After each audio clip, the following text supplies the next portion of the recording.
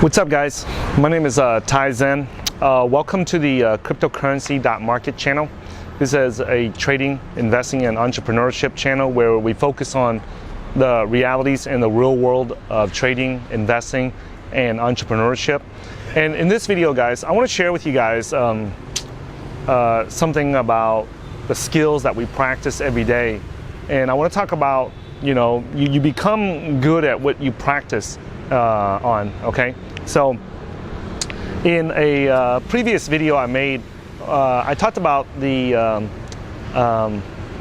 problems that I encountered that I did not anticipate when I after making life-changing profits in cryptocurrency trading and investing. And I made that video because I did not, recently I've been running into a lot of problems like in my personal life, right? And I'm not talking about like anything like dramatic or anything like devastating or anything like very negative or anything like that. But it was just things, that I didn't anticipate. Like I developed, $1 million making trading skills, and now I only get to use a portion of that, the skills that I have been learning and practicing all these years. And sometimes it's kind of frustrating and it's kind of annoying, to me personally, that I spent all these years of my life learning how to make money and acquiring these skills, and then now, because I have made the life-changing profits that I wanted to, and I'm able to live the life that I want to live, just some of the everyday things that's around me I didn't anticipate that I would encounter. So I made that in a previous video. You guys can go watch it and see what I'm talking about. And in this video, it's kind of like an elaboration or a part 2 of that video, and I want to talk about why I don't know how to deal with some of the problems that I run into today in trading, investing, and making life-changing profits, okay? And many of you guys know that I came to America as a Vietnamese refugee after the war between the US and Vietnam, and I came to America as a very poor refugee, grew up in the ghettos, and hung around, a bunch of the wrong black guys.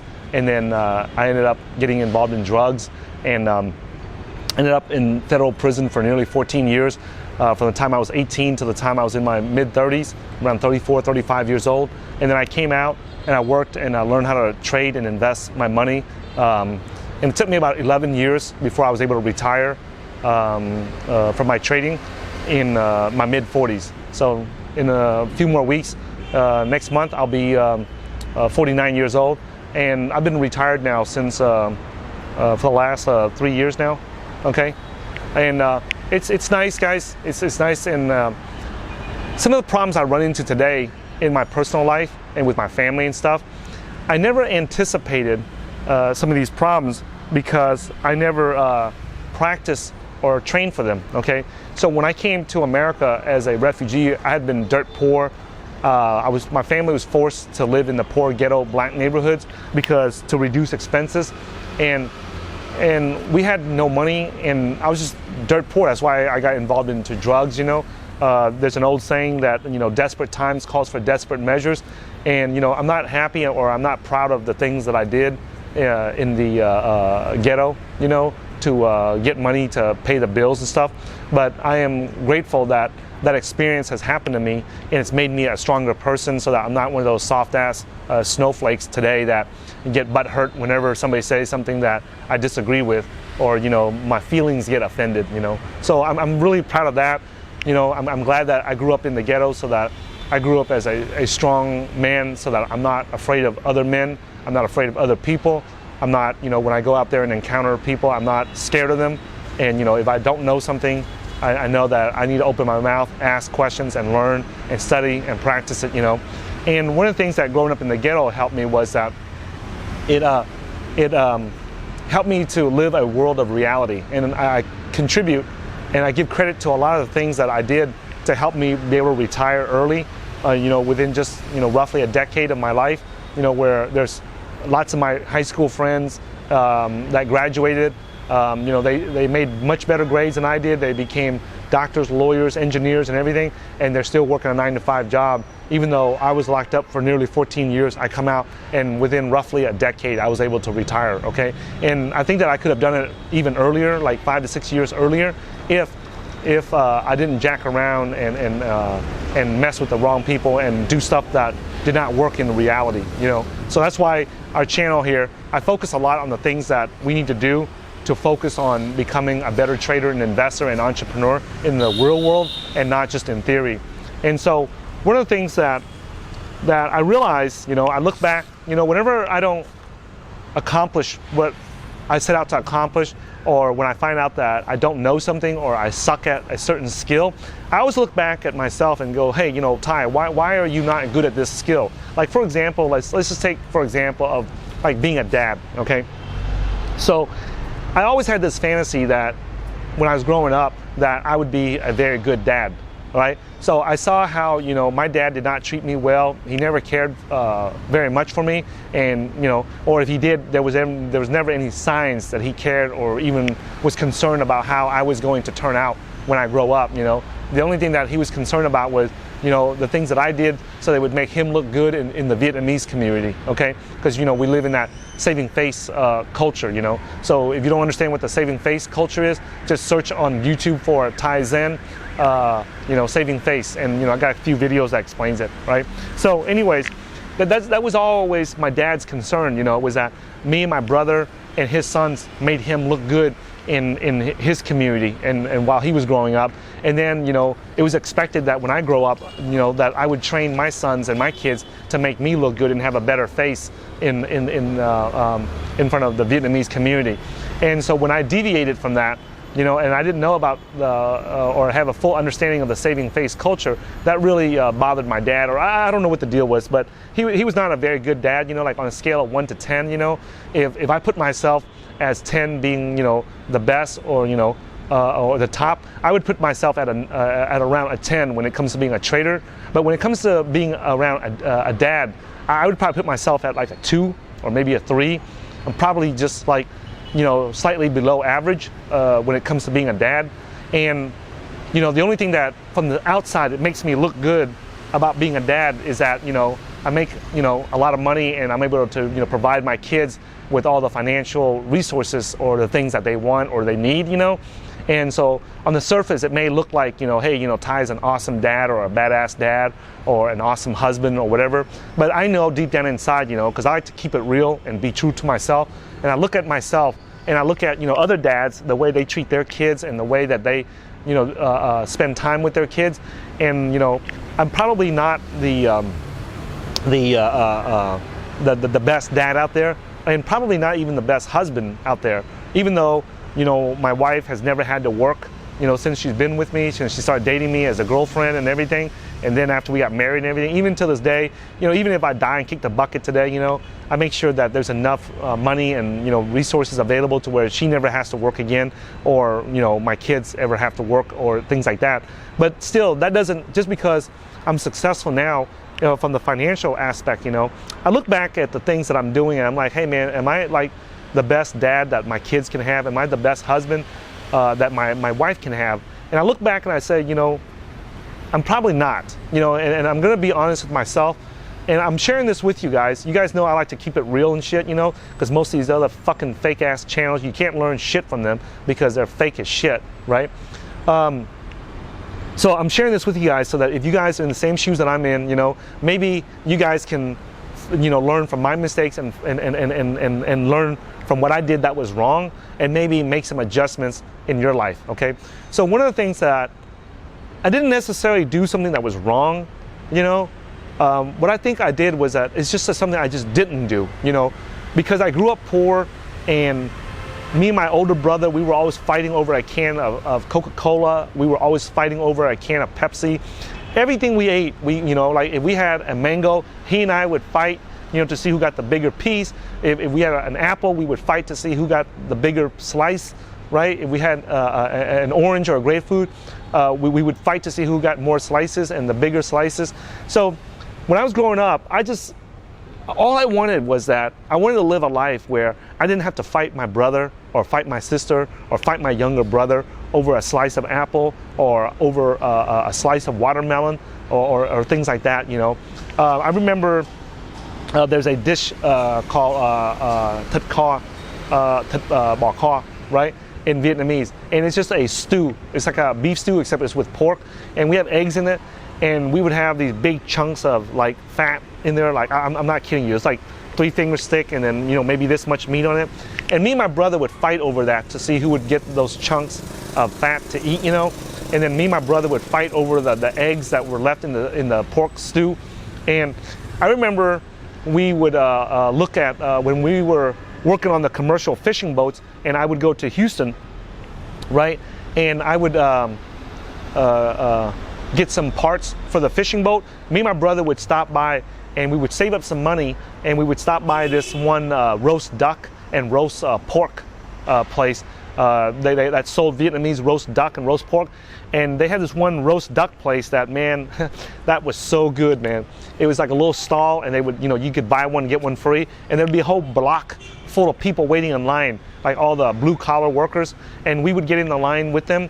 And every time we went to Houston, we would stop by this roast duck place. I forget where it's at or what the name of the place was. All I remember was me and my brother, like, we thought we were living large, man, when we went there. And they would sell one, you buy one and get one free, and I would buy one, get one free, and then my brother would buy one and get one free, and they would give you a soda with it. And my brother and I would sit there, and we would sit in our work truck, and we would eat right there in downtown Houston, where they were selling this roast duck. And we would eat until our stomachs would burst, right? And we thought we was living large, and you know, we were doing well, you know, each time. And that would happen like every 2-3 months. We would get that opportunity once. We would save up our money. It was like $2-3, but that was a lot to us back then. And we would go there, right? And nowadays, when growing up like that, it forced me to really, you know, it's right now, you know, it's kind of bringing me flashbacks, you know, back to those days when me and my older brother, before we went to prison, you know, for drugs, you know, and those were like the few good memories that I have of me and my older brother, you know. Before each of us went to prison, I was like 18 and he was like, I think 19 or 20 at that time. So, you know, we went to prison. I haven't seen him since then, you know, other than on 1 or 2 visits. So that's why I was, you know, having flashbacks about me and my brother fighting each other over the roast duck and the roast pork, and back in the ghettos in the neighborhood, you know, when me and all my black friends and my older brother, when we would eat barbecue and stuff, you know, it was very common for us to, you know, like, if you didn't finish, you know, eating all that meat and the tendons and the gristle and the ligaments off the chicken bones or the pork bones, you know, we would like eyeball each other, look at each other's plate, and, you know, hey man, you gonna finish that bone or what, man? And you know, me and my black friends would fight over that shit, you know. But anyways, that's what happens when you're broke as shit, man. But anyways, so when I was growing up, I all I could think of, man, was, you know, focus on learning how to make money. And when I didn't know how to do it, I didn't know the steps, the processes, and what I had to even, like, what direction to even go in. And then when I got into federal prison, you know, I met this black guy, you know, and I owe him a lot for sharing this book with me called Rich Dad Poor Dad by Robert Kiyosaki.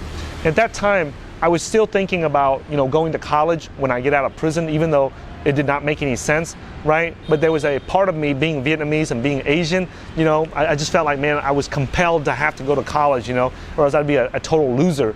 But then when I read that Rich Dad Poor Dad that this businessman from the Bahamas gave me, you know, it's the 4th most influential book I've ever read in my life. You know, it just completely transformed my life. And if you're wondering what the other 3 books were, the number 1 was Unlimited Power by Anthony Robbins, and then number 2 was a book called A Victor's Reflection by Michael C. Tang. Okay, Michael C. Tang. The name of the book was A Victor's Reflection, and in that, you know, the Unlimited Power book helped me open my mind, you know, to where, you know, understanding what the difference was between a positive mindset and a negative mindset. And then A Victor's Reflection really showed me, you know, like, the one story in there that really inspired me, you know, out of all the Chinese characters and political characters, the one that really stood out was the founder of the Tang Dynasty, where, you know, he took over at 19 years old and became the China's most powerful emperor. And, you know, I was like astounded, like a 19-year-old did all this, you know, when he was 19 years old, and here I am, you know, rotting away in prison. So, you know, the stories like that from the book about Chinese, Victor's Reflection is a Chinese history book. It's a summary, like a Cliff Notes version of Chinese history. So all the Chinese, powerful Chinese characters in there, it really inspired me, you know, like, man, you know, like all these guys were like in their late teens and early 20s, and they would accomplish these big things in China, and then here I am, you know, a freaking dumbass sitting and rotting away in prison. So that inspired me to want to do something with my life instead of just rotting away in prison. I'm not going to tell you what the third book was, you know, because until I meet you in person and know you who you are, I'm not going to share with you what the third most influential book in my life was, okay? But the fourth one was The Rich Dad, Poor Dad, and in that book, he talks about like what's the that if you want to become a good healer, you want to become a good doctor, then you go to medical school. If you want to be a good, you know, electrical engineer and build electronic stuff, cell phones, satellites, TVs, and stuff like that, then you go and study electrical engineering. But if you want to make money, you got to go learn about making money. And as simple as that statement was in Rich Dad, Poor Dad's book, right, about learning financial literacy and understanding finances, right? That blew my mind. Like, you know, all this time I thought I had to become a good mechanic or a good machinist and a good welder and a good pipe fitter, because I was working. My brother and I, my dad we owned a machine shop, and we were building commercial and rebuilding and building commercial fishing boats at that time. And I thought, well, you know, I had to become a better welder or a better machinist to become rich, you know. I didn't realize, man, you have to learn about finances, you have to learn about entrepreneurship, you have to learn about accounting, you have to learn about how the banking system works, how the stock market works, and these are the things that allows you to become wealthy in America. And so that book made a definitive decision in my mind, you know, helped me make that final decision that, hey, I'm gonna quit college and move on. And all I'm gonna focus on is learning about money. And that's what I did. I spent the majority of my life since I was in my early 30s, just all I did every day, every night, you know, I would do nothing but learn about finances. When I was in prison, they had what's called the ILL, the Interloan Library Program. So it was called the ILL program, which stands for Interloan Library Program. And each prisoner was allowed to use their prisoner ID and go to the prison library and request 2 books and check out 2 books and borrow 2 books. Right? So what happened was the prison would I would have to fill out an application, a request application, and then show my prison ID, and I would request 2 books. And then the prison would send, if they didn't have it in the prison library, they would send it to a nearby local library. And then the local library didn't have it, they would send it, forward the request to another library. And I think it went through like 5 or 6 libraries, and if they didn't have that book, most of the time they have it. One of the libraries in the city would have it, and they would send those books to the prison, and then I got to read it for 2 weeks, and then I would give it back to the prison, and then they would send it back to the library that belonged to. And in America, they were able to do this because I think it's not just America, but around the world they have what's called media mail. So anytime you want to mail books, magazines, newspaper, DVDs, CDs, right, you can use what's called media mail, and they pay an extremely low postage rate. Most people don't know that, but you pay an extremely low postage rate. And then the reason why all the post offices do this around most of the world is because they want to encourage the spread of education and knowledge. Nowadays, we have the internet, so most people don't realize that we have that system in the U.S. Postal system. But if you just send it, it's called media mail. And if you send it books, magazines, any kind of media or educational content to spread knowledge and education or ideas, or share ideas, then the U.S. Post Office and most Western post offices will help you, give you a lower cost to send that. So that's how the prison and the libraries were able to loan the books to each other, right?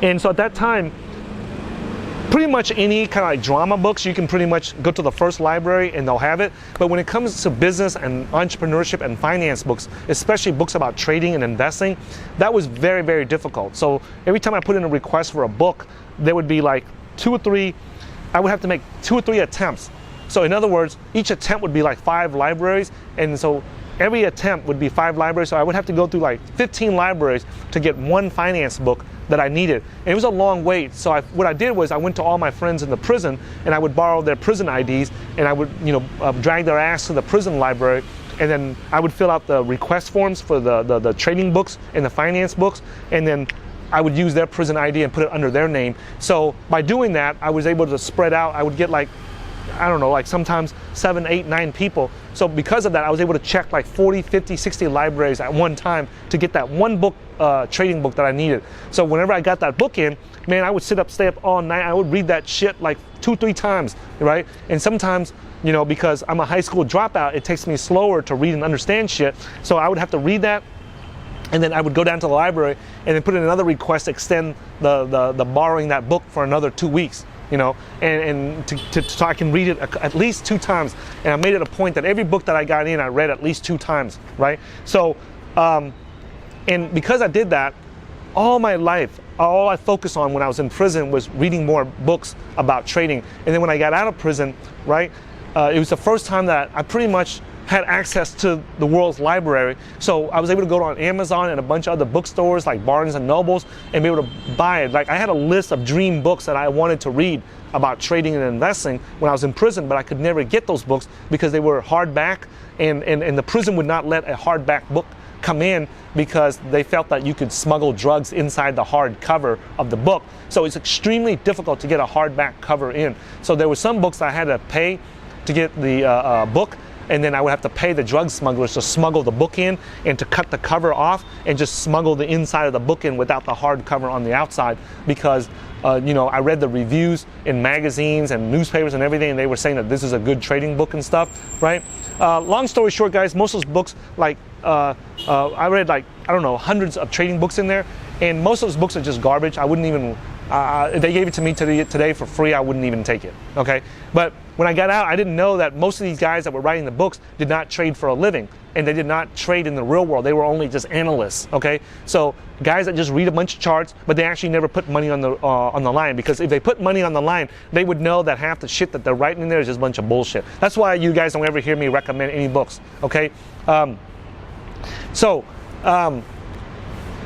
one thing that I focused on was trading, investing, and learning how to make money and entrepreneurship. And so I did that for every day. And then when I got out, right, I didn't worry about girls, I didn't worry about cars, all I did was I lived in a very small apartment complex when I got out of prison, right? And I went to work like 2 jobs almost every day, 7 days a week. And then when I had any free time at all, I just focused on trading, learning trading and investing, and trying to practice it online. And during this time, I never learned anything about parenting. I never learned how to be a good husband. I never learned how to be a good cook.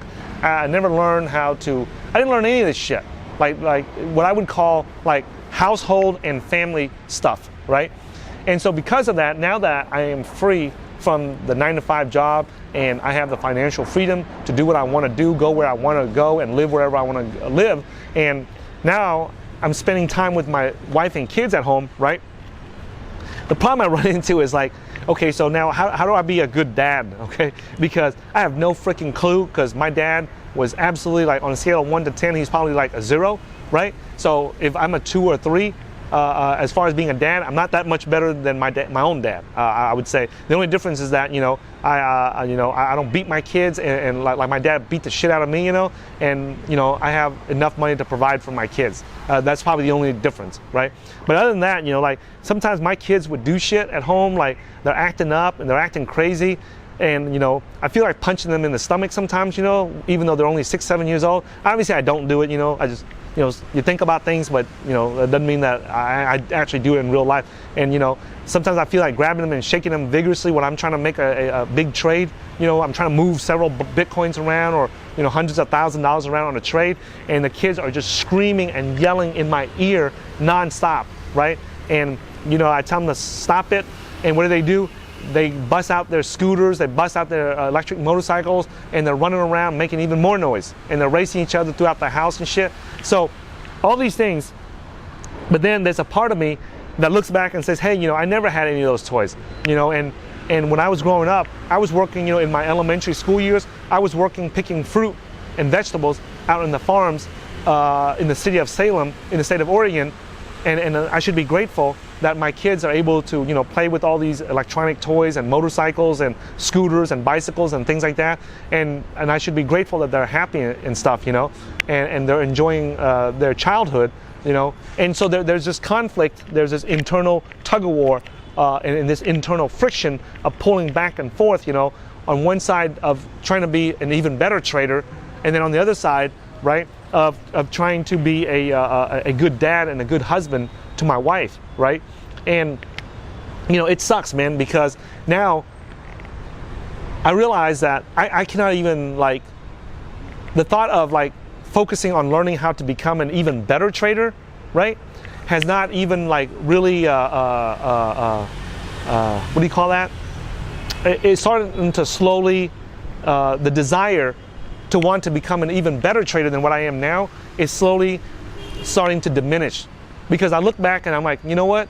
You know, I've acquired the skills to manage a 7, 8, 9-figure portfolio now, and even if I learn more skills, right, to manage a 10, 11-figure portfolio or whatever, right, whatever's next level trading is, you know, is it really going to help the quality of my life?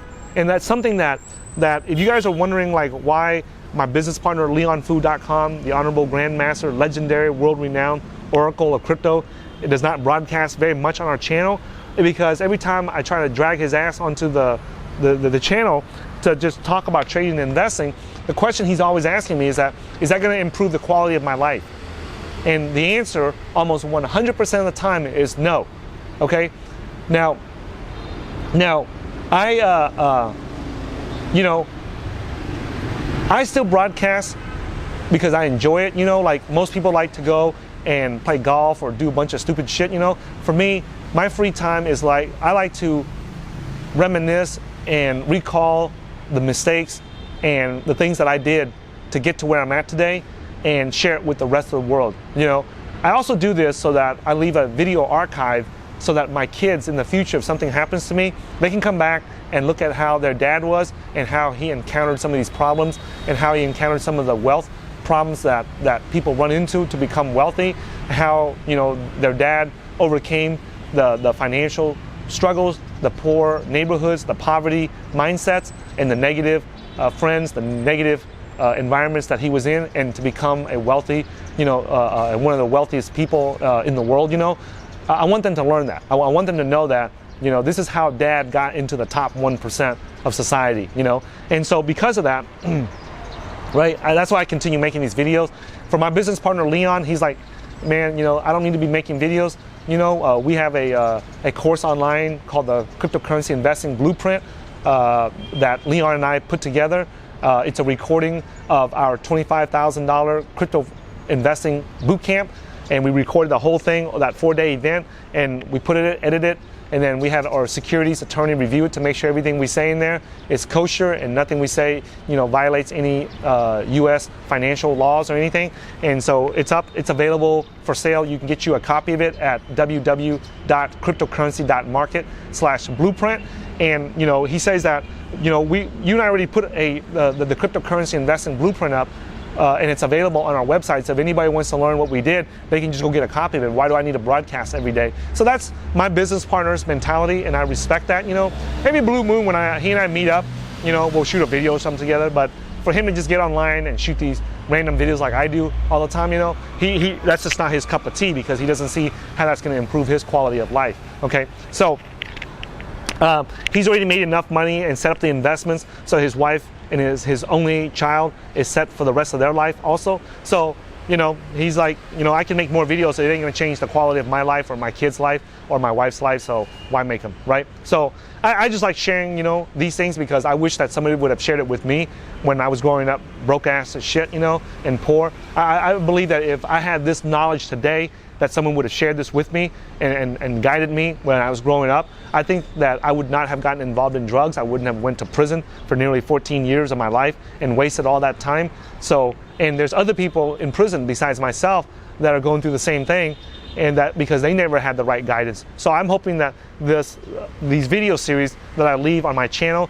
it serves as like the writings on the wall of how to go from a poverty environment into a wealth environment. Okay, so basically what I'm sharing with you guys is that all this time I spent learning how to make money and how to, you know, improve my financial skills. I never spent any time learning how to be a good husband. You know, I didn't learn any, and I didn't learn, and I didn't practice, and I didn't study any husband skills. I didn't learn any, you know, how to be a good father skills or practice them. So here I is, you know, in about 6 months, I'm gonna have, you know, my 4th child. So I'm gonna be a dad of a 4th child and a husband of my wife, and I'm pretty much like in the 1st grade when it comes to being a father and a husband. So these are the goals that I have moving forward. You know, I'm going to spend the next few years and just, you know, apply the trading skills that I have and practice what I have.